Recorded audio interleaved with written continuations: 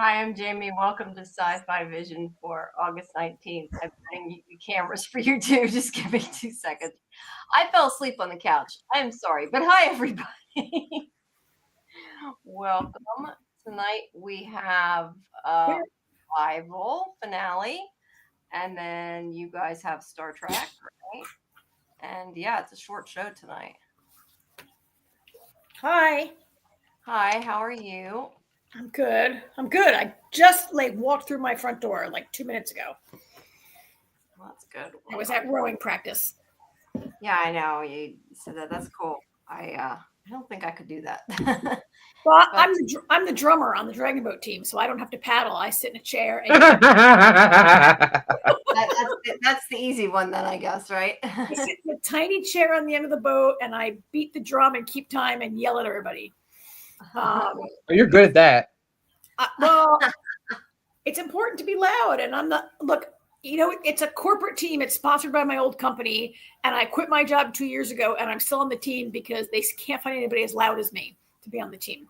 Well, there you go. I'm not surprised. No, I'm kidding. So, Bill, chill. Bill has still not watched the revival finale. Well, you might get spoiled if you hang out here. Are you sure you want to be around? Why wouldn't you watch the revival finale by now? My goodness. Well, maybe the man has things to do. The revival's too good to do things. Well, Bill, I worry about you, but maybe you're not. Maybe Bill's not that into it and doesn't mind a little spoilage going on. Yeah, let me just get the pic. There we go. All right, we're good. Aha, I figured it out. Oh, poop.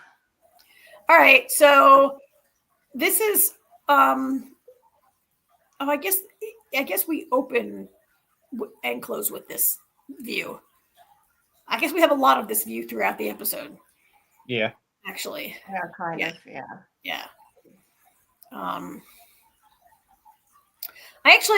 What is that Emily, is it just a makeshift kind of a cross? Is it just like some wood? I don't really know what it is that she's chained to. Yeah, I think it's well, it kind of looks like a cross, but it's like not. I was going to say it's like a cross that's laying down. Yeah, kind of. That's what I was going to say. It kind of reminds me of those hedgehogs that they put on the beach at Normandy to block anybody. You know what a hedgehog are? Those big cross-looking things they put into the sand on Normandy Beach. So so that we couldn't land there, right? I guess prevent the ships and vehicles from driving up the beach. It's kind of what it looks like to me. But yeah, it's it's a cross. I don't think it's the crucifix from the church, because I don't know that Blaine is like a church. I mean, he's a believer, right? He's not a defile. I mean, okay, yes, it defiles a church to kill someone inside of it. So yes, he is a defiler of churches, I guess, right? I mean, look, he said that he's in the show. Has said he's a preacher. So yeah, I'd be kind of surprised actually that he didn't use the right thing. But I don't know. Maybe it's worse to use an actual cross if you're going to kill somebody on it. I'm not sure which is more blasphemous and worse, to be honest. He's like a self-styled, revival, those tent revivals that used to have. That's the kind of preacher I think he is, right? Yeah. He's with a church and congregation. Yeah. Sorry, there we go. He's closer to he's more like Jim Baker. Yeah, he's more like he reminds me of like on Little House on the Prairie, the faith healer that came to town, who was a fake, right? That's probably a better. Yeah. Oh, my hair, you guys, from the boat. Sorry about that. Hey, I'm sunburned, so it's all good. I gotta go open my window. I'll be right back. I'm here. I can hear you. Okay. So anyway. Yeah. So why don't you go first, AJ, then? Because I know everybody's kind of heard my opinion already, and Karen.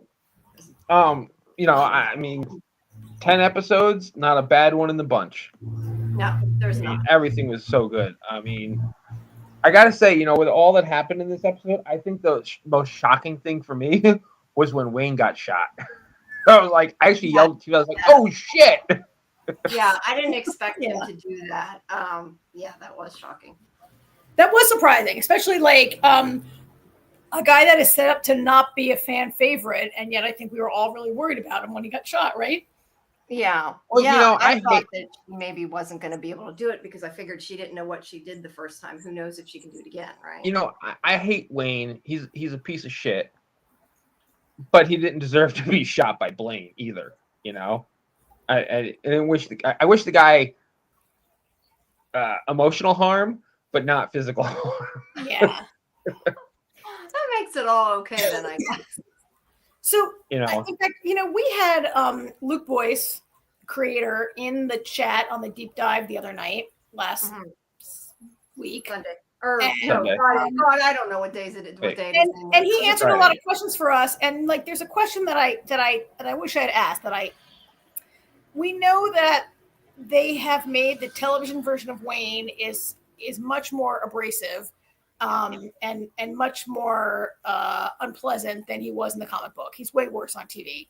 And Luke Boyce is like, oh yeah, we did, but I wish I had asked him why. Like, why did you feel you had to make him like a bigger jerk, right? Like, why can't he, right? Like, I'm not sure. I'd be interested to know why they did that, right? I don't know. I was gonna say, other than they just wanted him to be the antagonist. I mean, I think like their bad relationship is a pretty big part of it. But hi, Lori, welcome. Yeah. I mean, it has been a big part of it, and obviously that kind of culminates in this one where they bring back the whole drip again, and how it's all coming from his office. Like, it all comes with him. All their relationship issues and everything all started with him. I don't know about all their relationship issues, right? Well, like, they all carry their own share of guilt from they all carry their own share of guilt from the night that Patty died. It doesn't all come from Wayne.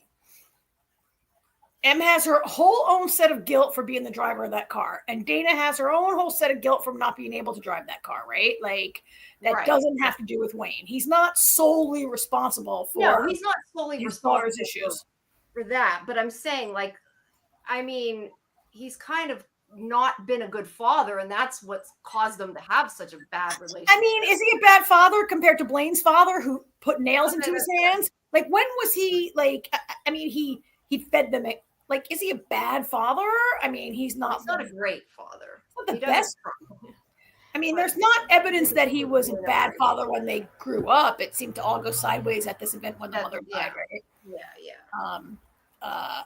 But so I wonder why they chose to make it like, okay, he's not like, they're not all like, Brady Bunch happy in the comic book, but like why they chose to make him like that is interesting to me. I'd like to know. And it's too late. I'll find out next year, I guess. I mean, I can only speculate on the decision, but in one aspect, it kind of, I think in the medium of TV, I think it plays better the more harsh he is, because, like you said, he's that antagonist, and you kind of notice him more. I don't know how much attention you pay to him in the comics. It's different when you're reading something like. Mm-hmm. It is somebody awful in the comics, like Negan, for example. You love to fucking hate the guy. Like, you hate the guy, but there's that spark in it, So I think when you transfer something to the TV, sometimes you got to change it up a little just to make it more interesting, because like it sounds like Wayne's a lot more subdued and probably not a integral key figure that you pay a lot of attention to when you're reading the comic, Karen, I'm guessing. Yeah. Anyway, it's a question I wish I had asked. But I didn't. But yeah, I jumped off. I went off topic because AJ said, like, look, you don't like the guy, but he didn't deserve to be shot, because nobody deserves to be shot, really, right? Except for I don't maybe know. Blaine. Maybe Blaine. Aaron probably deserved to be shot. Yeah. So, Lori said, which is true, that it creates more drama, and it does parallel with Jesse and Rose. We didn't get very much of Jesse and Rose, though, and I know there wasn't a lot of time. Well, we didn't need to. I mean, there's. I know. The important thing about Rose was, which the whole land deal, everything with the land, that was a total red herring, which I thought was done, which is done really well. And it turns out to be this whole, immortality thing that Lester's got going on in his head. That it turned out that was the reason for it. So, other than that, we didn't really need anything else. I mean, the big mystery was M, and getting to the bottom of that. Yeah. So, I was going to say though, I think that we really see though in this episode, like how far obviously Blaine has gone and how far he's willing to go. But, I was surprised he shot Wayne, and I know we said that, but like he's going after the revivers, and that's kind of been his thing. And not that that's okay, but I mean, they are technically dead. And for him to shoot somebody who like you said, didn't deserve to be shot. I just didn't expect him to do that. And no, not at all. I also kind of thought that once M saved him, that maybe Blaine would change his mind. And he still wanted her dead and was like, I can't take that chance. And he didn't even like really think about it. He's already on that side. It's interesting because Blaine doesn't believe them about M. So shooting Wayne is a big risk because if M can't heal him, you just murdered the sheriff. Who was alive. He was not a reviver. You know what I mean? Yeah, he can make an argument about revivers, but not somebody that wasn't dead. Yeah. But I think that's a lot of this scene though too. The beginning is we get a lot of, I mean, they're kind of explaining it, I guess, if you don't get it too, but the fact that like Blaine's seeing what he wants to see because he's trying to, accept, I guess, what all the way back from what his father did. And that's why he sees these as them being damned and everything else. And he's not willing to see another side of it. Like Abraham says, confirmation bias. We're the hero of our own story. Yeah, definitely. But yeah, we were all surprised by that. Now I know we had talked about the other night too about Tyler. I had really hoped that he was going to step up and do something. I don't know. I felt like through a lot of it that maybe he was going to, or maybe he was going to not give her a full shot or something, because he didn't seem to like. He was already, I think, a little bit unsure of things after what happened with Wanda, and then whenever Ibrahim brought it up, I really thought that he was going to maybe help her out. I don't know. Did you guys feel that way at all, or was it just me? It was compared to me, it was definitely just you because I forgot about Tyler except for when he's on screen. I mean, I feel the same way. I kind of forgot about Tyler except when he was on screen, and he was I didn't expect him to do anything because I didn't really think of him as much more than a I mean, I wouldn't call him a red shirt but he was kind of like a character that was just there to be like. Yeah, I didn't think of him as much more than Blaine's like assistant. A henchman with a name. Yeah, I mean, he was a little bit reluctant, Jamie, but I didn't expect him to do anything. But maybe that's just me. I don't know if anybody else thought he might do something, but I didn't. I think from the chat last week, maybe some people took greater notice of him. Now, maybe I didn't take notice of him because I know that he doesn't like intervene, like, right? Yeah, I guess I don't know. I mean, granted, I'm more like this in this scene. I don't know that I had expected him to until I watched the scene. Yeah. But as it was unfolding, I kind of thought that maybe he would like switch sides a little bit, or I don't know, help her in some way. Yeah. And also like you're hoping for that, right? You're hoping for someone to help them. Yeah. Definitely. But obviously he does not. Sorry, I'm trying to see my little pictures. I'm not able to. I don't know why. For some reason today, my eyesight, I swear, is worse. I'm like, we're getting a nice look at the top of your head there. Oh yeah, my sunburnt head, huh? So yeah, matches your hair. We kind of yeah, it does. we kind of talked about it. I mean, he shoots him, and they expect, I don't know. That's the thing too. Did he? I don't think he actually expected M to do it. No, because when Blaine didn't expect M to heal Wayne. Right, which is why it is kind of odd, because at the same time, like I said, he's not, or at least I didn't think he was like a cold-blooded killer, and I don't think he expected her to do it. But yet at the same time, if he didn't expect it to work, why did he shoot her? that's exactly what I was saying. He could. I don't know. Maybe he really wanted to see it. I'm not sure. But And then when she did, he was shocked. So yeah, and he still wanted her dead. So it really didn't accomplish anything on his end. But yeah, Lane's he's not willing to change. No, I mean at this point, Wayne's a little unhinged. So yeah, logic left the window. I mean, I mean, I think Blaine was he's not willing. He's got his view, and when the evidence is before his eyes, he still can't change his view, right? Because he can't like if he accepts. He can't accept that he was wrong and that everything, like he would have to then admit that everything he's been doing is wrong, right? And that everything he endured with his father, he doesn't want to admit that his father was a fraud. He doesn't want to admit that he himself is a fraud, that he's wrong. Like this is all we talked about the other night, like people who just can't accept what's in front of their eyes because it like blows out their worldview, right? Yeah. It's kind of. I'm confused with that. Oh, I guess because he's from The Walking Dead. Yeah, cool. Okay, I was like, I lost it there a second. Blaine. I'm like, wait, what? Kind of cool that he's from The Walking Dead. Yeah. I like Blaine. I guess my question now though is because they don't actually, I don't think show if they survive, right? They just say some of them died. I think. Who is they? Who's some of them? They, as in, they don't show what happens to if Blaine and them make it. They don't show who makes it out, right? They just show there's a shootout and they kind of go on to the next stuff. I don't think we see if Blaine, because I'm kind of assuming Blaine survives that, but I don't think. We don't see what happens to Blaine. Blaine's people, some of them die, some of them don't.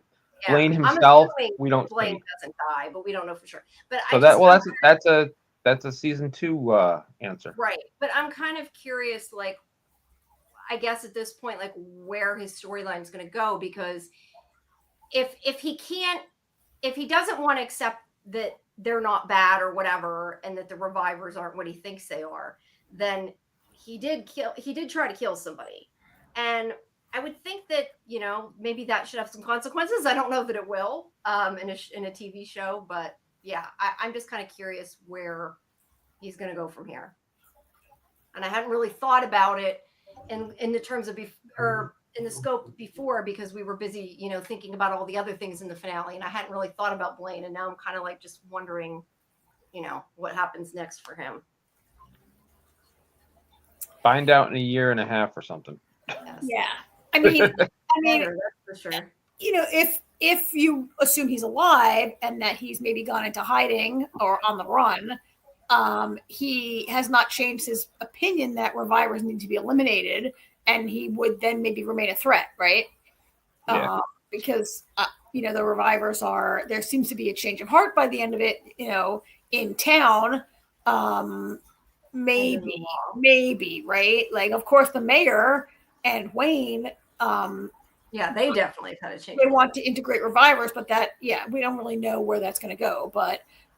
Blaine, if he escapes, he would continue to be a threat, right?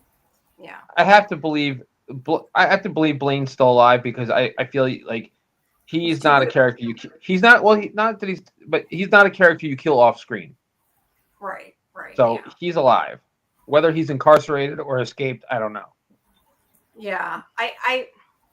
I mean, I hope it's not the last we've seen from Stephen Ogg on this show. I think you guys are right that you wouldn't kill Stephen Ogg or kill Blaine off screen. That's not a cool, right? If he's dead, they would have showed us he's dead. Yeah. I don't need to see all the dead henchmen, but I need to see him dead if he's dead. Right. Exactly. Yeah. But I'm also, you say that like them having a change of heart. I mean, they've changed the laws, and the governor has stopped we don't know for sure if the governor was really in on what was going on with Kale. I mean, supposedly the governor, didn't tell Kale to do that, right? But we don't know whether that's true or not. But it sounds like by the end of it that they're going to be not arresting people like they were. But, obviously that doesn't mean that people are going to accept it, because otherwise, we'd have no show. So I don't think that the whole Right. Just because they're not being held prisoner in a barn doesn't mean that they're free to go wherever they want, or to leave Wausau, or to, right? Well, I think most of them are out of Wausau now. So that's the other thing that I kind of wondered, like, is a lot of it going to take place in a different like town, because they got them out of there. Oh, because Netta was going to take a lot of them out through the tunnels. Yeah, Nella, or whatever her name is. Yeah, she took them out. Nella, yeah. So yeah, I don't know. Maybe it'll take place all over the place, or maybe we won't get to see the other revivers. Maybe it'll just focus on Em and Dana. I don't know. We'll have to see. And then I know we also talked a little bit about the black tears and exactly what that means. It's blood. She's Yeah. crying blood. It is supposed to be, but it's also black and doesn't look like blood. That's the lighting. That confused me. No, I remember Luke had said it was black. I don't know. I definitely know in the comics that it's blood, but I'm not sure. I'm kind of wondering if maybe, I don't know if there's supposed to be more to it, or it's more of like an artistic thing that they chose to make it black. I don't know. But I'll be honest, I didn't even notice it was black. I just figured it was she was crying blood. And we haven't seen any of the other revivers that happened to him. But then again, we haven't seen any of the other revivers heal either. So well, it's like I said way back before we got our answers. I felt like because M died in the water that she was special, and then I find out in this episode how special she is, because she's the reason for Revival Day. But yeah, I still wonder if it's relevant. She was born in the water too, but as I said before, I don't know that you could. I mean, look, I've never had a baby, but I would think that you couldn't use water from the creek, like, to have a baby in it. You know what I mean? I would think that it would have to be cleaned, but maybe it was filtered. I don't know. Okay, it was just bath water. Yeah, probably. I mean, but it just, I don't think their water comes from the creek. I mean, maybe it does. I don't know. Yeah, I don't know. I mean, look, I don't think that went to the mill could have been cleaner too. We don't know. But I think I don't think there's a connection there. Yeah, I don't either. It's all about her dying in the water. I don't think it has anything to do with her birth. Because it's about Lester performing a ritual that he thinks will, right? It's about the ritual that he's performing, and whatever about M that made it work when it didn't work with Rose. But I don't think being born in the bathtub is what it is. No, but there is kind of this whole thing about how her mother had said that the water I forget what she said. And I think it was in the flashback or something, she said that it was magical. And Lori's right. He did kind of allude that maybe there was something, and I don't know, but it just, how many times they've kind of mentioned the water makes you wonder if it. I don't know. She cried blood before. She doesn't always cry black. She cried blood. She cried red blood in an earlier episode. Was it red? Okay, I was going to say, I didn't remember the other episode if it was. She cried red blood in an earlier episode. It's something about this incident. It's not. She cried red blood earlier. We don't know if nobody else. Yes, her father's heart is black. No. There you go. There you go. I'm not serious. Her father's heart is not black. I think. What was I? No, I lost what I was going to say. We don't really know if, like, there's so few other revivers that are real characters. There was Rhodey, and there was like a couple scenes with the mayor's wife, but we really don't know much about the other revivers, or if anyone might also cry blood in this type of situation, right? Or be able to heal. We don't know. I'm not sure. We know that M is different in some ways from the other revivers. I have to though wonder too, like, and I don't know how much they're in or not in the comics, but like, because we have a whole series, we may get more on other revivers that like maybe you don't get in the comics, or maybe other like featured revivers, I guess is how I'd say. Right. I would wonder that maybe other ones. I mean, who knows? Maybe M can heal. Maybe other revivers have different powers. I kind of thought that was a possibility. Well, like I said the other night, this is issue 42. this episode, and there's only 47 comics, so there's only 5 comics, so they have the ability to expand Yeah, well, they're gonna have on a lot of stuff. and some of the stuff. It doesn't have to just be. I mean, yeah, M's still our central character, but they can expand on other things, which could involve other revivers. Good. I just think that could be interesting, and I think that if to be sustainable, unless they have a whole mythology on M, I mean, there could be a lot, that they have planned for M and Dana and everything. But I'm just saying, like, it could be interesting if with the TV series we get to know more of them where normally we wouldn't, just because they need to add, a story. I don't know. Yeah, I mean, there are a few things they skipped over in the comic that they could bring in. But they are pretty close to the end. Yeah. We also have, I think I have a picture here. He does also, wrong picture. I cannot see these. They're so tiny. He does take a sample of he being Ibrahim. Ibrahim in the picture that I put up. I know you're Mrs. Pronoun. I assume that you could see his picture. Ibrahim but does take a sample of her tears, so maybe we'll find out more of what that's about too, just from him sciencing it, right? Yeah, I think he wants to examine science, bitch. Yeah, it's science. So, yeah, I gotta say, now that I'm like having rewatched this a few times, and I mean, now we know that Lester is the one that caused it all, but I'm looking at this picture and I'm thinking, like, your sister's in danger, and I don't know that Lester was necessarily the right person to, if he wasn't the bad, quote unquote bad guy, the person that I would think could take care of her. But I guess he's unassuming, so maybe you would think that's exactly what it is. Lester is unassuming, which is how he got away with all this in the first place. Well, they've known him their whole lives, right? Like, it's a small town. They've, he's a little bit of a local celebrity. Everybody knows him. They should have, and he's there. Should have listened to him more often, though. I feel like they would have maybe figured out things a lot quicker if they had listened, because every time Lester had something to say, it was important to the story. We're all like, listen to Lester. I don't know that. I don't think he gave away too many clues. No. But I'm saying, like, if they had paid attention to what he had to say instead of brushing him off, like, they might have figured out what was going on sooner. I'm just saying, like, even when he had clues about who had shot, not that. I mean, granted, I guess he knew technically who shot because he hired Brent, but I'm just saying, like, he knew things and nobody ever listened, is my point. They kind of brushed him off, but yeah, I don't know if it counts knowing he's the murderer, but I'm just, because now it's a little different. But that's kind of the point, though. You look back at it and it's like a lot of the stuff he did, his motivations and stuff he said and did kind of make sense even more so now, like, I mean, his motivation for the immortality, because, like you said, he kind of gets cast aside because of his age, and he went that scene after he gets beat up by the military, and he's in the police station, and he's sitting there, and they're like, "Oh, Lester, this, that," and he's like, "Would you guys just stop?" He's like, "I'm not incompetent." I remember his exact words, but he's like, "I'm not incompetent. Like this is part of the problem. Like, you treat old people like we can't do anything." And it's true.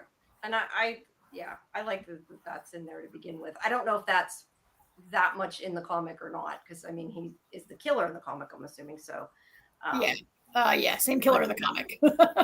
Yeah. I don't know if there's a lot of that ageism in there or not, is what I mean. But yeah, I like how. It's kind of his motivation. Yeah, I would assume so. And he wants to live. He wants to live forever, and nobody else matters, right? The other thing is, I'm assuming they're going to, but we get very little on it. But like the whole idea that Weimer, had the presentation and that on that video that we saw about the water, and like I said earlier, the water has healing properties and all that. And he talks about, I think it's, I'm not in the right place in my recap notes, but I think it was Ganga, I think was the name of the goddess of the water or whatever. So I remember I had looked that up, and like, that is the Ganges River and stuff. Like, people do, I guess, believe a lot of those myths. And I think that could be like an interesting avenue to delve more into, outside of the, I guess it is part of the Reviver myth. So maybe I shouldn't say outside the Reviver because it's still part of the Reviver story. But I don't know. I just feel like there's a lot more places to kind of go with that. And, what I mean, we know that like he was trying to live forever, but now that M can heal, I mean, who knows what else that water can do? You know what I mean? Like we just don't know. And yeah. Sorry, I'm kind of like I ended up, I think, going in a circle with that, but like I got my point across. Yeah. You know what the best part of that video is? A little sex romp afterwards. That's quite the way for that's quite the way for Dana to go to figure it all out and go, holy shit. Yeah. Yeah. Holy shit moment. Yeah. Like taped over their sexy or whatever. Yeah, I don't think we and I love Cooper. Cooper's like, what are they doing? Why are you blocking it? like nothing to see here. Nothing to see. Yeah. I'm trying to get her to stop it. I also though don't get, and I'm sorry, I forget her name, but the woman that he's in the video with, who she's just like, oh, he has that. I've always hated that. Like he's got this symbol carved into his chest, and you don't like freak out that somebody has a big, looks like cult symbol carved into their chest. It's just creepy, and you keep having sex with them.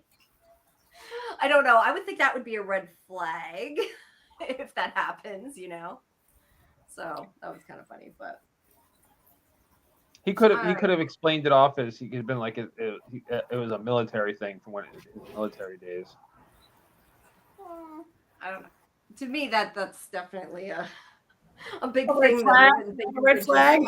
Yeah, I wouldn't think you could just pass it off and be like, oh, it's just it's a because it isn't a tattoo. I mean, it looks like it's carved into his skin. If it was a tattoo, you could maybe it looks like it's a scar. It's explain scarred. it away. Yeah, it's carved into his chest. It's a scar, yeah. Yeah, so yeah, would be very very scary to me and would make me ask questions, that's for sure. So we also get Wanda's whatever you want to call it, passenger. I was gonna say creep. Yeah. I love we get a really good look at it there in the picture. I love how their skin like glows under their skin. There's like a glowing, not just the chest. I mean, like if you look at its the rest of its body, there's like it's glowing underneath. So yeah, how awful is that? This scene was really heartbreaking. So I guess Wanda's dead, but her soul is not and is forever separated from, I don't know, because what's a soul without, I don't know, like without the rest of the person, like you would think that it wouldn't still survive. Well, it kind of looks like it's dying. Well, yeah, it could be, but she's already dead, so I don't know. I'm wondering if it just is. Like, well, it can never be reunited with her, right? Like these souls were divided from their person on Revival Day, and they can't go where they need to go without being reunited with that body, right? Right. It's not really clear. Doomed to wander the woods forever and never. I guess, yeah, and everybody move on. I mean, I guess that's why, like, it's everybody. Revival Day affected everybody who died in the last 2 weeks, right? So, in the comic book, it's everybody who died in the last day. It happened. Revival Day is January 2nd, and everybody who died on January 1st is revived. And it's a little easier to have it be a story of like your soul had not yet moved on, right? 2 weeks now, they're saying it takes 2 weeks for your soul to move on for your body. Like, I'm not really sure, right? I'm not sure. I think it's just that 2 weeks. I'm not sure what that has to do with how long it takes for them to move on. It's just the idea that people. Well, everybody who died in the last 2 weeks.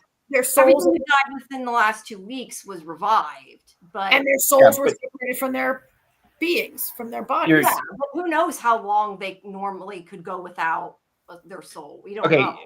Well, all right, hold on. Let me simplify this. What Karen is trying to say, I think, is in comics. The belief is when the body dies, your soul ascends. Yeah, so this is telling us that it takes 2 weeks for your soul, at least over 2 weeks for your soul to ascend, because all their souls were separated because they came back from the dead because they hadn't ascended. That's true, because otherwise maybe some of them would have been reunited by then and had ascended. Okay, I didn't think about it that way. I see what you're saying. Yeah, maybe. I hadn't really made the connection to that, but I hadn't maybe thought some about that either until Karen stronger just than said it. others. Like I said Friday, I kind of think that was more made sense because they needed more revivers, probably to have a TV show as opposed to a comic. They need to have enough to Fair enough. stay, you know. Yeah. So I guess the idea, at least with Lester, is that they somehow can, take this soul that as energy, I guess you'd say, and use it to live or forever or be young or whatever. But clearly, we have found that it has to be, I guess, during the transfer, because otherwise. Yeah, but I don't know. I'm guessing the military is probably going to experiment on this thing, though, and try to find if there's another way to take that. At least I'm guessing that's the point. But yeah, they got what they needed, because she's even like, let Wayne go. We don't need him now. We got what we needed. We got something. Yeah. It's really sad. And the way it was like crying, it was so sad, right? It just sounded like it was in pain and it was moaning. Yeah. It was really very sad. Yeah, definitely. All right, so let's see. So M still hasn't pieced it together. There's the video of Aaron explaining this. Now, M wakes up, and that's where we see the two, which I still thought it was interesting. And I know, Karen, you probably don't want to hear me talk about the fact that there was two colors and everything, and that it changed. Okay, well, now, see, I have questions about this. Yeah. So it starts out yellow, which is not surprising. Why does it turn purple? Do you know why, Karen? My question. Is that a thing, or is that? I mean, yeah, I know why. I think I know why. Yeah, I think I know. I'm not asking. I'm not asking to answer. Yes and no. I mean, you have an idea why it might be. I have an idea of why they do, but I guess. But yeah, I think it's more interesting that it changed. I think, to me, is the bigger picture. So the color back there was yellow, and then the color back there. Yeah, it wasn't just only purple, because I didn't notice that until I had taken the screen captures. I noticed it. Yeah, I noticed it when I watched it. Well, but yeah, it's yellow. But I think, to me, the bigger question is the fact that it seems, which I'm guessing she didn't, but it seems that she, as we say, ET'd with her soul, because she does have the purple, going into her at one point whenever she's glowing, like Lester has. But I guess that transfer was interrupted by Dana. So yeah, I guess with hers, it has to be in the water, and therefore it wasn't complete. So I don't know if that means she's still going to want to reunite with it, if it did anything to her for the time that she was with it. I have like lots of thoughts and lingering questions with that, and wanting to know, Yeah, I do too, simply because technically she rejoined with her soul, so she should have ascended. Yeah, well, that I guess because she wasn't in the water. Yeah, that's what I'm thinking. Something more, but yeah. But she didn't actually join with her soul the same way that we see Jesse and Jordan do it. The soul was already in the water when she went in the water. So I don't know. And Lester's dead, so he can't explain it to us. Well, and Jordan and Jesse had these very sort of calm, like they went willingly, right? They were both ready to go. They were ready to go. That's my question too. Maybe she just also didn't want to, or wasn't ready, and that could be like the whole difference, because we don't really know whether. Yeah, I mean, maybe you can touch your soul but not be ready to go. But you can still touch your soul and be like, yeah, no, I'm good. I don't want to go yet. But yeah, either way, Dana, I guess, partially stopped her though too. So I don't know. Lots to think about at any rate. But yeah, and the fact is, at some point, obviously, her soul went into Lester, at least for a little bit, because he does. Well, no, he was drawing the essence. I wouldn't say the soul went into him. Well, yeah, maybe not the whole soul, but it was just. I mean, part of it was Transference. trying to find the picture. Or not. I mean, he doesn't really. I don't think he really wants her soul in the sense that No, he doesn't wants really her know. to- In the sense that he doesn't really know what's going on. He's performing a ritual that is going to give him extended life, and he doesn't really know or care what he's doing. Right? Yeah. He just has to kill a girl to make it happen, and he's not really. I don't think he's cognizant of like, oh, if I can steal her soul, then I can live forever, right? Yeah, that's what kind of makes it creepy when you think about it more, like that he is kind of trying to steal her soul, you know. But yeah, that's why I said I kind of look at it as her life force, her energy is when he's trying to steal it, as opposed to he's trying to teach her. Yes, right. He's trying to take whatever it is that keeps you young and keeps you healthy. Right. I'm curious why it didn't work with Rose, but it seems to be working with M. I think that depends on whether they go with the comic book, would be my answer to that. Probably Karen's answer. I don't know. It kind of depends where it goes. But the comic book or not, my point is Like there's obviously a reason. I'm just saying I'm curious to what that reason is. Yeah. Right. Like obviously it depends on the comic. Right. No, but I just mean that's something that could be answered if it depends. There's an answer, and I don't think they're going to change what that answer is. But you could speculate. It could be it could be the moon wasn't full. It could be he did it wrong. It could be right. It could be a bunch of. It could be the lake, the water. It could be a bunch of things, right? Yeah. How long has it been since? Like, all right, before the time jump at the end of the episode, how long had it been from Revival Day till this moment here? Well, there was the 35-day time jump at the beginning of the season. Yeah. That's right. So 35 days plus however long the season was, I guess. So like a couple months. Maybe. Yeah. A long time. Yeah. I have a theory that I'm not going to speculate on the air. Okay. Because I know there's some truth to it. Maybe. Okay. That's fine. Yeah. We don't want to share spec that we think is dead on. We don't want to spoil anything. Yeah. Or anything that's derived from the comic book. We don't want to like spoil or derived from text messages and people didn't think about what they were saying. When we saw this scene, I couldn't believe. Okay, I know what you're talking about now. Every time Jamie and Scarlett see like deer antlers, they're like, "Oh, yellow jackets!" And like this whole scene went by, and Jamie never like. Yeah, I know. I didn't think about it until you said that. It does kind of bring up yellow jackets a bit, but I was in the revival zone more than I was thinking about yellow jackets. You were. But yeah, it does have kind of that full horror cult stuff going on that can be fun. But yeah. Well, either way, I'm excited to see where it's going, whether it goes the way of the comic book or goes completely, off a different direction. I just really, really hope it gets renewed, and I really, really hope we find out soon. Those are my two. Yeah. My two things. I don't know if you'll find out soon. I feel like sci-fi is a slow renew, but it could be a while. Yeah, I'll put it this way. Unless sci-fi wants a riot, I don't see the show not getting. That's the way to look at it. Yeah, we'll just tell them we'll riot if they don't renew it. I mean, look at the Rotten Tomato scores, crying out loud. Yeah. And you know what? I mean, say what you want about Rotten Tomatoes, but they're usually pretty dead on with how things go. Yeah, it's gotten good ratings.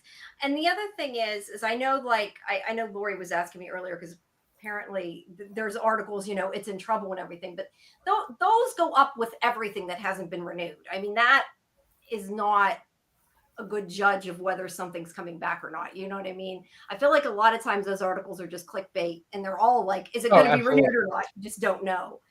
You don't know till you know. But I wouldn't put stock into anything until it's officially stated one way or another. I think you're right. Yeah.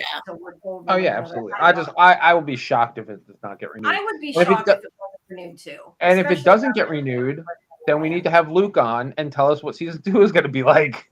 Yes, very true, very true. Yeah, Yeah, at least they have a game plan, so hopefully we'll find out one way or another. But no, I would be surprised if it wasn't, honestly. They have to. They have to renew it. They need some kind of TV. They canceled They that need some Resident kind Alien. of science fiction TV, but it's good. And like I said, I liked Resident Alien. I didn't want it to end, but in the scheme of things, I'd much rather revival if I had to choose. So Or Surreal Right. Estate. Way better than Surreal Estate. yeah, it's better than home. So I would definitely choose revival. So yeah, I would be surprised, but I think it's going to be renewed. I just, yeah, who knows how long it's going to take for us to find out. But that doesn't mean anything. You just have to wait, and it just sucks waiting. I mean, it does. Yeah. It's great, but yeah. So All right, so there was a little bit more in this show. yeah. So yeah, we have the 35 days later again, and we have the idea, and this is where I said, like, they're done, I guess, supposedly done persecuting them for right now, at least legally. That's what I said. That doesn't mean that people are going to accept it, but it sounds like they're done rounding them up, at least for the time being. Right. We can, but like I said, yeah, most of them I don't think are even in Wassa anymore, so I don't know. I mean, I don't know if their IDs are still marked or not. People might know it wherever they're at, though. That's the thing that sucks. Like, can they completely get away from it? You know, people are going to know they're revivers no matter where they go, but hopefully wherever else they've gone, they're a little safer at any rate. But Well, it's not like there was a national reviver list. It's not like every state got, hey, this is a list of all the revivers in Wausau. You know what I mean? Right. So you'd have to get a fake ID in order to cover up the fact. Hey, I lost my license. I need a new I one. guess you could do that. Yeah. Okay. Yeah. I guess that's a little. Well, I mean, if you died 2 weeks, if you died 2 weeks ago, there's a death certificate and it's associated with your social security number. Fair enough. There's that too. All right, great. Good point, Karen. Yeah, and I don't think you could necessarily get a new license issued if there was a death certificate out for you. It would be a little bit difficult. Fair enough. Yeah, then what ID are these people flashing? Yeah, I don't know. And maybe they all have fake IDs. I don't know. Maybe people help them get them. Who knows? But yeah, I think if they're a reviver, people probably know they're a reviver. I think it's an oversight. Yeah. Maybe there should be like a blanket. Revivers are considered safe or whatever, and that they're given amnesty. I don't want to say amnesty. That's not the right. You know what I mean? But like they're all forgiven, not even forgiven. Maybe let's not think too much about it, right? Yeah. All right. So we go back to Cooper, who I don't know how the hell he's dealing with everything that's going on in his family. Poor Cooper. Kids are resilient. Yeah. I like how they juxtapose the end of the season to the beginning of the season. How this? Yeah, they kind of redid it in a different way. Yeah. I agree. But yeah, this is the scene with basically Wayne is, I guess, retiring from the job. I mean, I don't know if they don't actually say he's fired, but JP's taken over as interim sheriff. I got the impression that it was a forced leave of absence. I mean, he may serve at the pleasure of the mayor, and he rounded up the mayor's wife and had her sent to revival prison. And the mayor asked for him to step down. Oh no, he's elected. He's elected, right? He doesn't serve at the pleasure of the mayor. He's elected because they make a reference to how this new guy's going to have to run. They made multiple elections at mentions of running for sheriff. Sheriffs are elected, but I still say that this was not a choice made by. No, I agree. It seems like it was more of a forced. The town may have lost confidence in him for good reason. To be fair, and maybe the town will not tolerate a sheriff who has a reviver daughter. Maybe it's reviver hate that causes him to step down. Also, right? I hadn't thought about it that way, but I would think if that was the case, though, Dana would have been fired too. Well, she's a cop, but still. She's not elected. She can't be forced out by and she'd be protected by a union. She can't be forced out by public opinion the way an elected official can. She can't be forced out, but I mean, I would think that she would be getting the same hate. I guess, maybe, yeah. She's still part of that family. But either way, this scene also, like I said earlier, brings in the idea that whatever you want to call it, the disease from what was going on with the relationship started in his office. And now they are trying to mend it. So it kind of, represents all that stuff. Yeah, I mean, like how they did it. I know you don't care, but I like how they did it. I mean, I don't think that what was wrong with their family started in that office. It started on the road. No, with the crash. I think that he caused a lot of it. I mean, it just showed that that like she complains about a leak, he doesn't respond, right? Because he's and obviously the leak isn't really the problem. And it was coming from his office. Yeah. Relationship issues come from him not treating them right and not listening. And either way, they're fixing it. That's the thing. Right. Well, like the new guy, it's like his first order of business. Oh yeah, let me fix that for you, right? I was gonna say, is that you, Karen? It's like the not an ambulance, I guess. It's a little bit different. But yeah, they're taking care of it either way.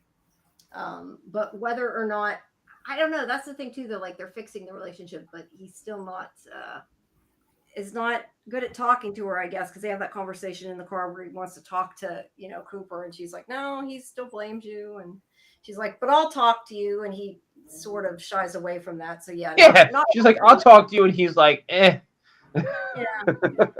Like, gee, thanks. I think he's still not dealing with it well. He needs to learn to be a better father, that's for sure.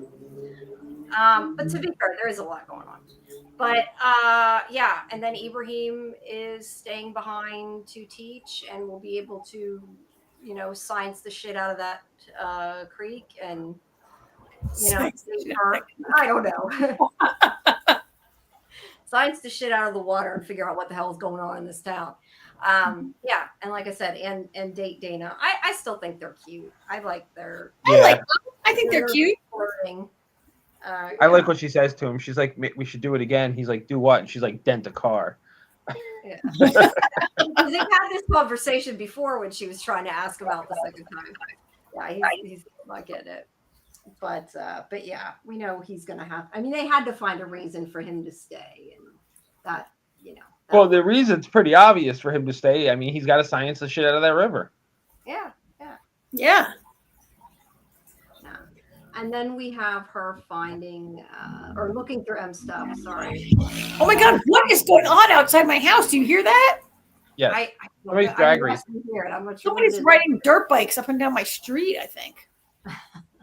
They're illegal where I live. They're definitely very loud. They're not street legal. Now we have the sort of memory montage. Yes, with the poem about death, which is in the comics, I know. That M has in the voiceover. And here we do have, obviously, Nithya is getting chemo at this point. So she was getting chemo. I mean, she leaves, I think, is the, clearly the issue, the point that she does leave. But she was, up until this point, still getting chemotherapy.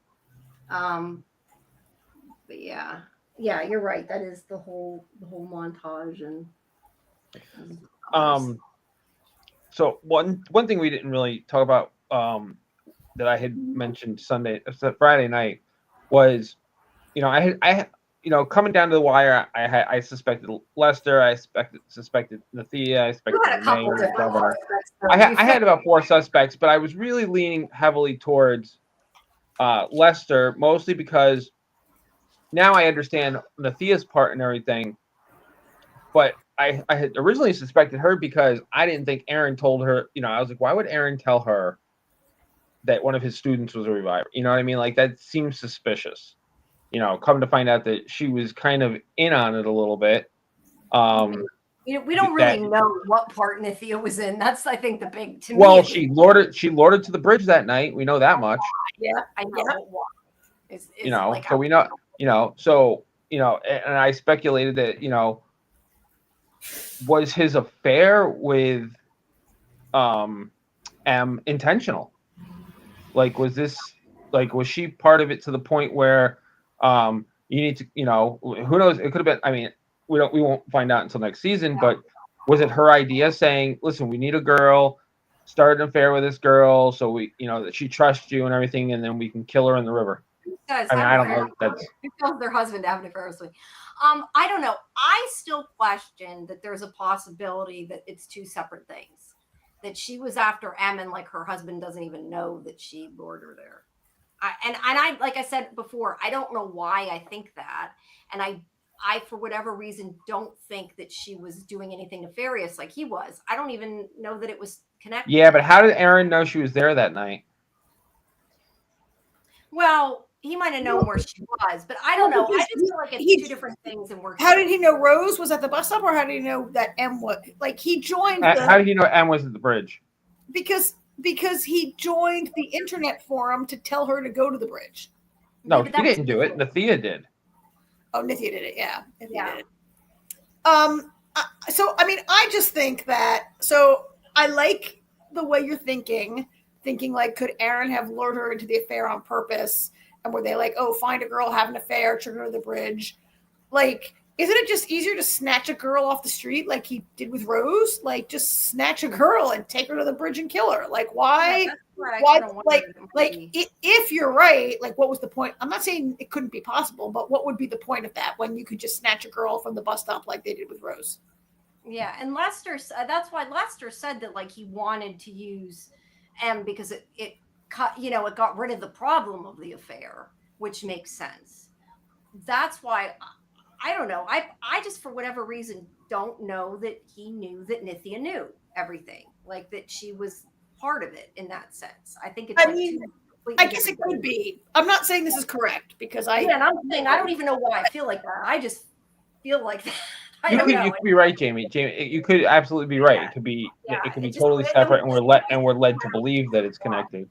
I mean, in the long list of reasons why M is different, maybe because she went willingly to the bridge and Rose didn't go willingly. Maybe that's a differentiator. Yeah. I don't know. I mean, I do know, so I'm not telling you, but if there's a list of things that could be different about her, maybe that's one of them. Maybe that's why you would want to lure M instead of just. I mean, why you would lure M to that location instead of just snatching a girl? Maybe. I don't know that if that's the case, though, that's like one of the prerequisites. Would they know? I'm not saying it is. I'm saying there's a long list of potential. There's a long list of potential things, and that could be one of them. Yeah. All right. So we also have, this is where she talks to Kay. Dana talks to Kay and finds out that, Nithya requested to be M's doctor and that she did tell her to go to the bridge, but we've talked about that, but that's what that last scene is. And then, yeah, of course, the crazy scene with Nithya fixes her hoodie. With her fixing her hoodie and M being alive. I really love, though, how they did this, because I think probably everybody who read the comic, and even though I hadn't read the comic, like I said, I had been spoiled about that part in the comic. It's like, I mean, you thought she was dead. I was like, they're not going to kill M. And then I was like, oh my God, I didn't think she was dead. Really? Well, I did up until that point, because probably only because of the comic ending. I assumed that really she was gone. And then I'm like, oh, good. They didn't do that. So I like how they twisted that back. I mean, I didn't think she was dead for the simple fact that we don't see her die. There was a point in this episode. Now I know how it ends, and I know what story might remain to be told, what little bits of things they might use. But there was a point where, maybe not at this point, but there was a point in this episode where I thought, oh, I wonder if this is a one and done. I wonder if this is really going to be the end, and they're just skipping over all this stuff additional stuff that I am aware of, that maybe doesn't need to be in it. There was a moment where it felt a little bit. A moment before this. Yeah, I think just when Dana's kind of moving on was when I felt that way. When they say it's been 35 days and like no one's heard from them, I just kind of assumed that was it. Yeah. No, I immediately just assumed that she was off somewhere. I didn't think she was dead for a second. I think it depends whether or not you've read the comic, or in my case, I think I'm kind of like in a weird spot because I knew some things, but not everything. So I was kind of like even more confused, I think. The moral of the story is don't look stuff up on Wikipedia. That's the answer. I mean, you shouldn't have to be told that, but no, I know. Well, I mean that's a little more, but to be fair, you don't want to know something about something, just stay off the internet altogether, because I will never forget when the new when Star Wars the second so episode 8, when episode 8 of Star Wars came out, Alyssa had gone online to look at something completely different, and she saw a headline about Han Solo dying. Yep, you got to be really careful. You do. And the movie hadn't even come out yet. Like it was like the night before. So it was somebody had seen an early screening. Yeah, not cool. But yeah, I was specifically looking up about Blaine. I didn't think that by looking up about Blaine, I would find out the ending to the whole thing. But it still was very enjoyable, even so, knowing it. So, and it just makes me want to read it more. So it's all good. But yeah, and then we get the weird fact that they're in the middle of nowhere. But yeah, and that the fact that they're together is the big, and they're hiding in a remote location. Is, I mean, I could see why M would be hiding in a remote location. She, aside from everything that went on, she did kill all the Czech brothers. She killed people, right? She killed all the Czech brothers. Now, granted, they were holding a lot of people captive and they were bad dudes, but she still would maybe have to face a police inquiry about that, right? I just more feel bad for Dana because she doesn't know. Well, I mean, but M didn't tell her for a reason, and I guess. No, right? I know. I'm just saying, like, I do feel kind of bad, like she thinks she's dead, and obviously, I don't think she's going to think she's dead for a whole season. But I mean, who knows? I don't know because it hasn't been written yet. But I wouldn't think that she would think that for the whole season. Yeah. But I guess we'll have to. Alrighty. Alrighty. All right. Well, pretty good season. Very good season. Yeah.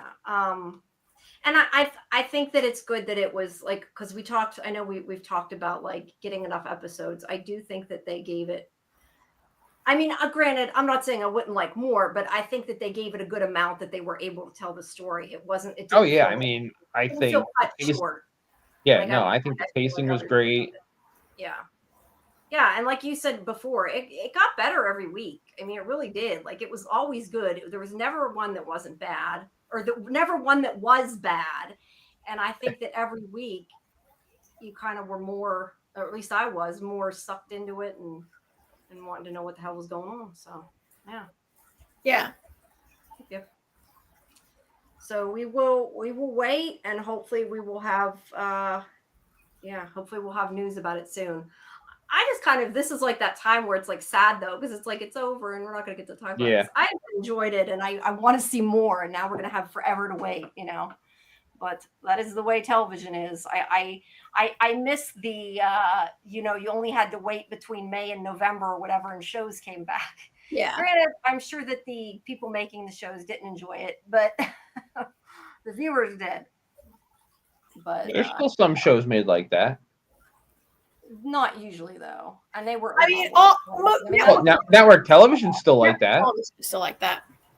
Some things, but I mean, for the most part, that was because they were overworked. I mean, that's what the strikes were about. That's why they changed a lot of it. So, well, people are also distracted, and there's more on, right? And yes, it also used to be that everything there was all reruns in the summer, and now it's like. But network television will do 12, 14, 16 episodes and come back reliably a year later. Yeah, it does make it seem like longer when it's shorter seasons, that's for sure. Yeah.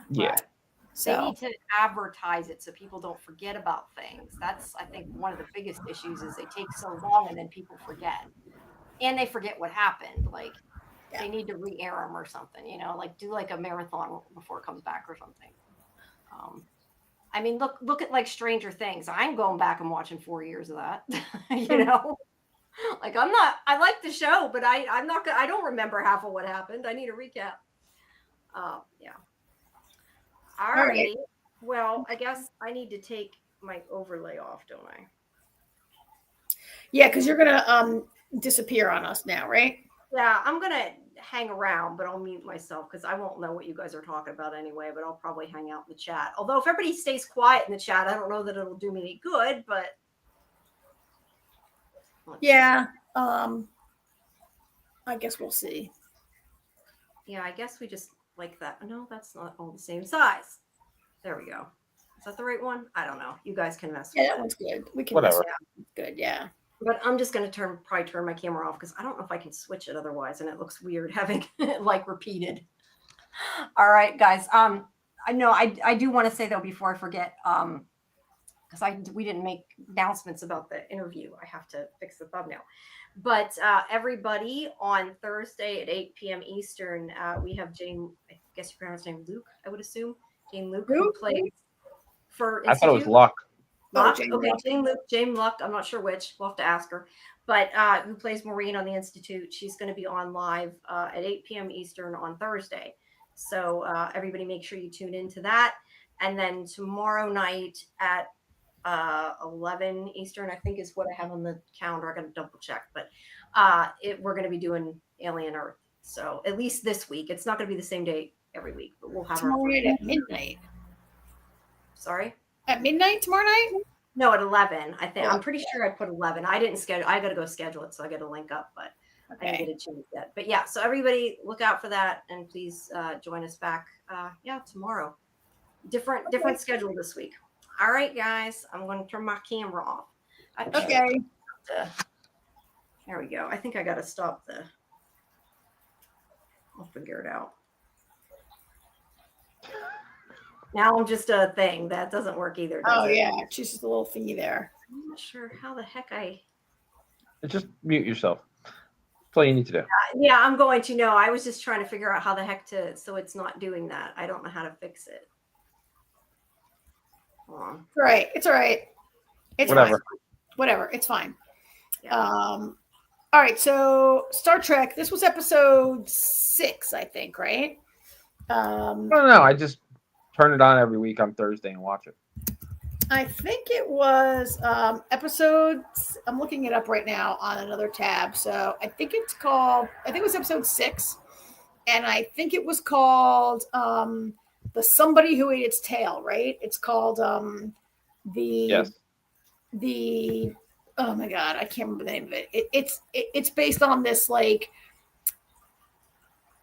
Vulcan saying that Spock mentions, right? Yeah, which I thought was pretty funny. Yeah. So anyway, how'd you like it? I liked it. It was enjoyable. It was, that was interesting that essentially what we got was TOS minus a couple characters. Well, right? Kirk was the acting captain, and he had Spock, and Uhura, and Scotty, and Chapel. So I thought that was fun. It's funny. I actually kept waiting for Bones to show up. So, I thought maybe Bones was going to be the doctor in the down in sick bay. Yeah, that would have been kind of cool, right? Especially because we know from the original series that Kirk and McCoy have been friends forever. They've been friends a long, long, long time. Yeah, and in the Chris Pine movies, they meet right that first mission right out of the academy or whatever, right? They meet in that Star Trek movie, that Chris Pine movie, and yeah, they meet on the shuttle going up to the Enterprise, and become friends. So yeah, that would have been kind of cool, but I guess it's not time. I agree. I kind of liked it. This show amazes me sometimes the way Anson Mount, the actor who plays Chris Pine, Chris Pike, not Chris Pine, Chris Pike. The amount of time that your lead actor is a supporting actor in an episode. It's really very great of the writers and of the whole cast, the way they cycle through stories. It's not on some episodes, the number one guy is the main character in every single episode. And on this show, often some of the top actors are I just feel like Anson Mount's always game for anything they want to put on the screen, right? He's really game for. Well, that's something the show's done really well, is even though Anson Mount is your star, they give all the characters their time and their story. And sometimes there's very minimal Anson Mount on the screen in an episode. Yeah. I was interested. I mean, I loved getting a Kirk episode. It was kind of interesting that they gave this really whole episode over to Kirk almost, right?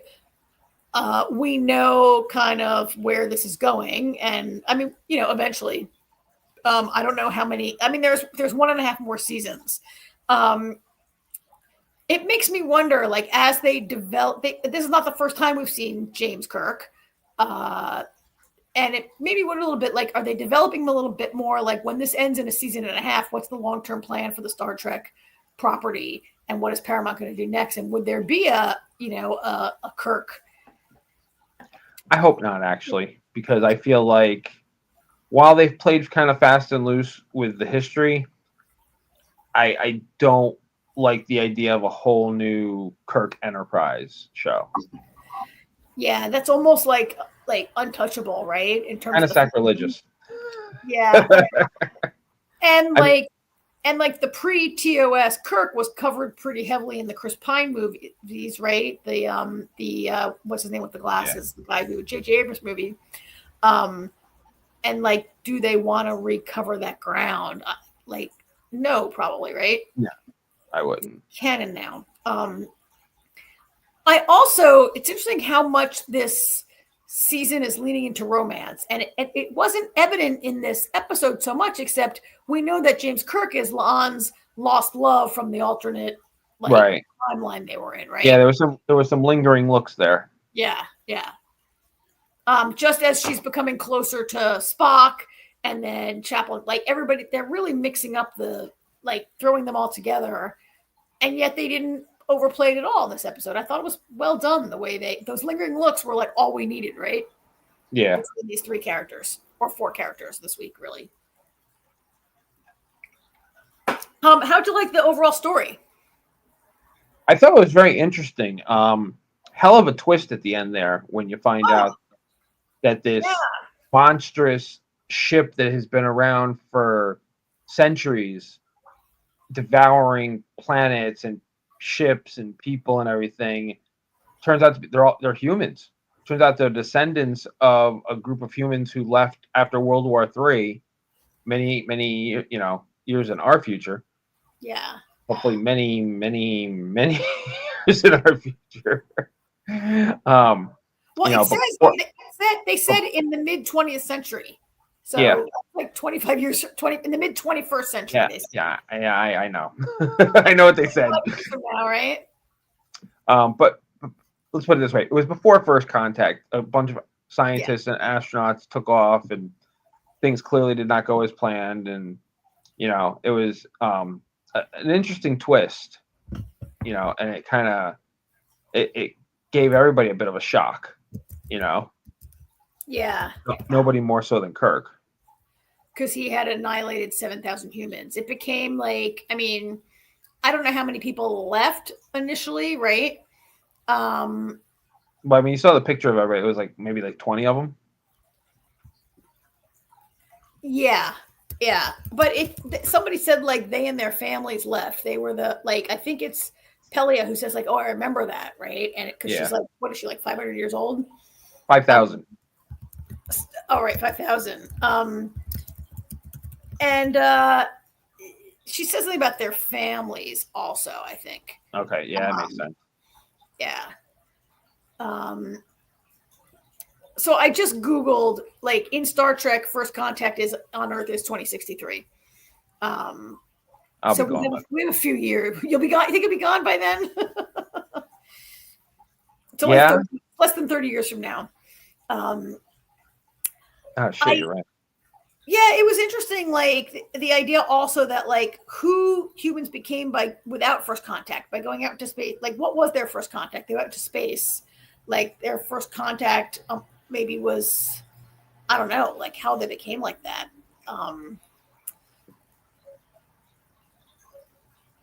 Not for nothing. I know it's not going to happen, but that would be kind of a cool spinoff. That group of people who went off pre-contact. Yeah, that would be kind of a cool spinoff. Like, we already know how they end up, but to see the beginnings and the transition, that would be kind of neat. It's after World War III, but it's not so far. Like, you know how the Federation is so, and Earth is so post poverty, post disease, post work, post Right. money, post right. And that's not how these people were when they went into space. Yeah. Yeah, that would be hey, anybody at Star Trek happenings listening, we want we want a spin off of these people. Mm-hmm. I think that'd be a really cool story, actually. I think it would be too. There was a bunch of other fun stuff. I loved getting to Pellia's apartment in her stateroom on the ship. Oh god, yeah. Oh, getting the telephones, that was so great. And the Felix the cat clock, right? And when M'Benga looks around, she's got all these carpets and tapestries, and M'Benga says, "Oh, courtesan, I should have known," or something like that, right? I like when he says, this is exactly what I expected. Yeah. And then she has not one phone, but a bunch of phones. Nobody knows what the phones are. She gets this really like analog workaround. Yeah. Which was a lot of fun running that. I mean, it was a Monster of the Week episode. It was people overcoming like a number of problems, but the interesting though is like Star Trek isn't famous for having like messages in their episodes or being really preachy or anything. But I thought it was really interesting, that conversation between Pike and Kirk at the end, when Kirk is kind of like, "I'm responsible for the death of 7,000 humans," and he's like, "I didn't care until I knew they were human," and Pike's like, maybe that's the lesson in this, maybe you have empathy for your enemy regardless of their species. Yeah, and Pike says, "We don't know. Did they know we were human and not care?" Right? Like they totally knew. No, that's what he said. He said they knew. They saw us. They knew who we were, and they didn't care. Yeah. So. Yeah. So I read on the internet that at the end, when they zoom in on the hull of the ship and they see there's an American flag and a ship number that says like CVX 110 or whatever. I read that is taken from, there's a scene in the first Shatner Star Trek movie where they go into a room that has a historical display. Who are they showing? Somebody comes to visit and they're showing someone a display starting with a sailing ship and an airplane and going through the evolution of man transportation. Right. And they get to like the Apollo 13, the space shuttle. And before you get to the starships, there's one of these rounded CVX. It has a different number, like 330, but they were inspired. Like they went back to old Star Trek to kind of find a ship that they could adapt to like old Star Trek, like different ships that makes sense. And use kind of a real thing in there. You have to. The Trekkies will get you. The real Star Trek. There are people that are such students of Star Trek, they will get you, right? So they threw in this like little piece of canon, or made it canon by doing that. One thing that is bothering me a little bit is the slow walk on Ortegas and what is wrong with her. And there's nothing wrong with her in this episode, right? Like, I mean, we had seen Ortegas be put on report and be taken off duty for a couple weeks because of insubordination. And she seemed to really be affected by the Gorn experience. And it's just kind of gone, like in the last couple of episodes, right? I think that's going to be one of those things where all of a sudden we're going to get an Erica episode because it's going to just be like front and center. Like something's going to happen. It's going to trigger. And we're going to find it. And that's what I think that's intentional, that they're kind of, they focused on it. Then they focused on it a little bit less, and then they make us forget about it. So then when it comes back around, we're like, oh yeah. Yeah. TV 101. Yeah. TV 101. It'll be coming back. Yeah. So this was 6. We have 4 more episodes only to go. Yep. I had to subscribe to Paramount today because the network only sent me the first 5 screeners. And so I subscribed today and I'm like, oh, we have 4 more left. Can I get 4 weeks and only pay for 1 month of this trial? I don't know. I might have to go a little longer. We'll see. But Yeah, I like this one. This is one of the. I'm trying to think of what are my favorite ones of the season, and I kind of really like this one. I mean, I don't think there's really been a bad one yet. No, I really like the was that last week? That was last week. The archaeology mission down to the planet with the yeah. No, I've liked all of them, and I gotta say, I mean, the way the season started with introducing that that Q has a son, I thought that was great. Oh yeah, That was so much fun.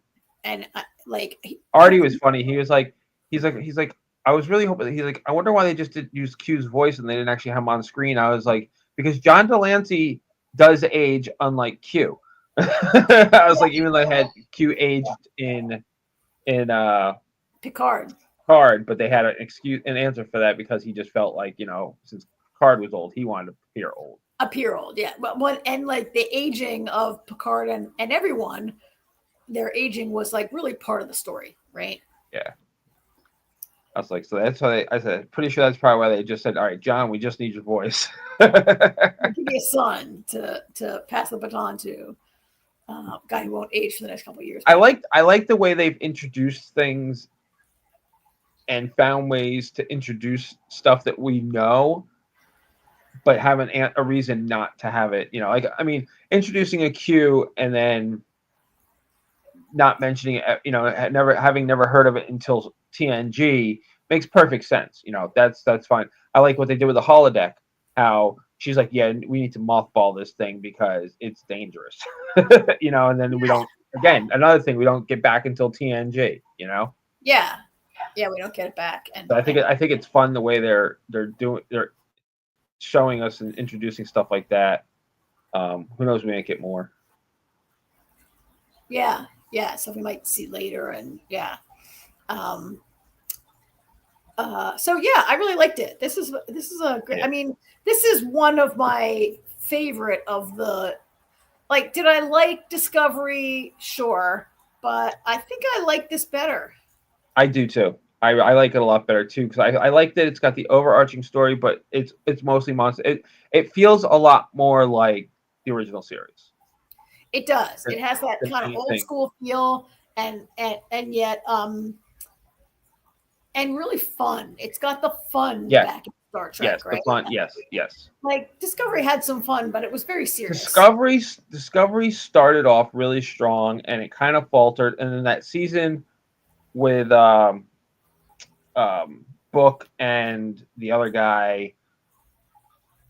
Making an illegal weapon. It was the next to last season really kind of didn't help it. Case. Yeah. Final season came back around and was definitely better, but it was definitely losing its thrusters as it went on. Yeah, and this show has successfully kept it pretty. There's the overarching story, but it's pretty fun and adventure-y every week, right? Yeah. I mean, I did notice like Marie. I didn't notice the absence of Marie Patel this week. But we had to take a little break from that Gorn storyline, right? Yeah, there's only so much you can do with her right now. Yeah, right. Yeah. Like you said, she's got to leave eventually. Yeah, she has to leave. We know that. We know Pike's ultimate end. So eventually she leaves. Yeah, and two. They can't just be two captains on one starship. Like she's got to get her own ship. Right. Yeah. So she's going to hear it. So anyway, yeah, it was great. Really enjoyed it. Yeah. All right. So next week we've got this and Invasion. I'm so excited for Invasion to come back. I know you are. Look who's back, and Jamie's back also. I'm excited about that too. You're muted though. You're on mute. Sorry, I'm there here. I was sitting here scrolling on social media waiting, but I'm here. Okay. She's back. But and make sure that we have your interview up too with. Oh yeah. So my interview with Simon Kinberg should go up shortly, tomorrow or Thursday. And it's spoiler free, so you can watch it before you see any of the episodes. All right. So so next week we just have Star Trek and Invasion, huh? Yep. Wow, I don't know. Should I come? I don't watch it. I gotta try to watch Invasion, but I I thought you have a watched feeling- it. You know, I thought you watched Invasion. I never did. Huh? How many are there? Is there like a lot? This is season 3, right? You have probably 20 episodes to watch to catch up before They're this. not long seasons though. It sounds like so. I think you would really like it, Jamie. I think it's the kind of thing that you would really like. Yeah, I've been wanting to watch it, so maybe I can find some time. I think if she can make it through season 1, because a lot of people, I didn't mind season 1. I thought even though it seemed slow, I thought there was a lot of intricate stuff going on that really intrigued me.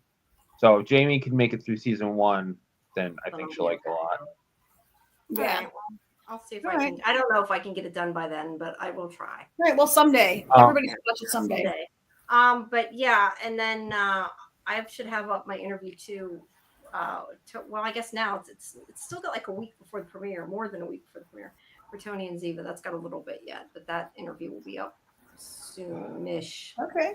Soonish around the premiere. All right. All right. So Thursday we'll prepare for the interview. Monday Tomorrow. for Institute. And Yes, back yes. on Max's Tuesday. Yeah, Okay. join us tomorrow at 11 p.m. Eastern for Alien Earth, and Thursday 8 p.m. Eastern for our interview for the Institute. Okay. Scheduled. So thank you, everybody. All right. Have a good night, everybody. Enjoy the rest of your week. Good night. Bye. Bye.